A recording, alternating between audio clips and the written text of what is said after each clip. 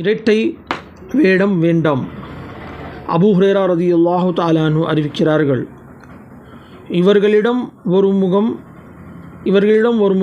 அவர்களிடம் ஒரு முகமும் என இரட்டை வேடமிட்டு வரும் இரட்டை முகத்தவனையே மறுமை நாளில் மனிதர்களில் கெட்டவனாக காண்பீர் என்று நபி நாயகம் ஸல்லல்லாஹு அலைஹி வஸல்லம் கூறினார்கள்.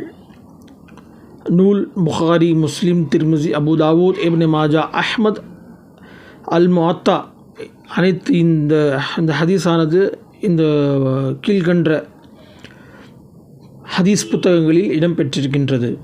இரட்டை முகம் முனாஃபிகத்பன், யார் இரண்டு வேடமிட்டு நம்மிடம் பேசுகின்றானோ அவன் மறுமை நாளில் மனிதர்களிலே கெட்டவனாக காண்பீர் என்று நபி நாயகம் ஸல்லல்லாஹு அலைஹி வஸல்லம் அறிவித்திருக்கின்றார்கள்.